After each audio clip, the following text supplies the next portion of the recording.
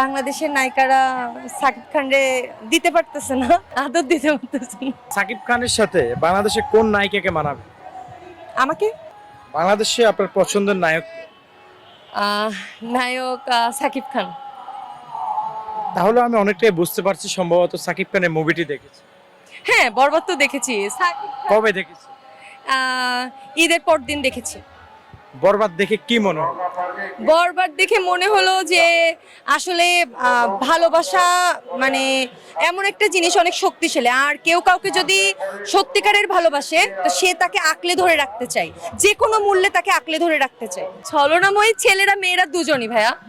কারণ শোন না, আপনি যদি অপোজিট একটা সাইডে দেখা যাচ্ছে আমি একটা রিলেশন করলাম, অপোজিট সাইডটা আমার সাথে বেইমানি করলো, তখন আমার ধারণা হবে যে না, ছেলেরা সব বেইমান।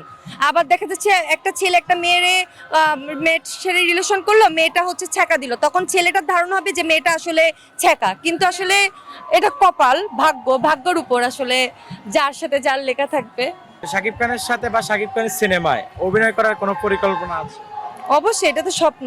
যেহেতু সাকিব খান আমার থেকে অনেক সিনিয়র, যদিও স্বপ্ন আছে, বাট আমার মনে হয় আমি নিজেকে আরেকটু করি, তারপর হচ্ছে মুভিতে নামবো। সাকিব খান কেন বাংলাদেশ থেকে নায়িকা নিচ্ছে? বাংলাদেশের নায়িকারা সাকিব খানরে দিতে পারতেছে না, এই জন্য কি দিতে পারছে? আদর দিতে পারতেছে না, বুঝলাম। ভালোবাসা দিতে পারতেছে না, যেটা সে বাইরের ইন্ডিয়ান নায়িকারা দিতে পারছে। সাকিব খানের নায়িকা আপনি হবেন? সাকিবের নায়িকা কে হতে চায় না বলেন?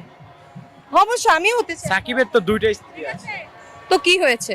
যে সুপারস্টার, তার সুপারস্টার কেন তার তার পিছনে হাজার হাজার মেয়ে ঘুরবে, তাহলেই সে সুপারস্টার।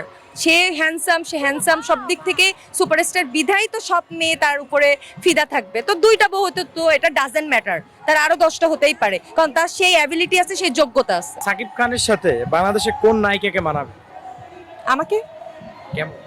কারণ হচ্ছে দর্শক তো অপু আপুর সাথে অনেক দেখছে, বুবলির সাথে দেখছে, নতুন নায়িকার কাউকে দেখলে তা আমি তো খারাপ না। আপনার দর্শক আপনারা বলুন, আমি কি খারাপ বলেন? আপনার নামটা?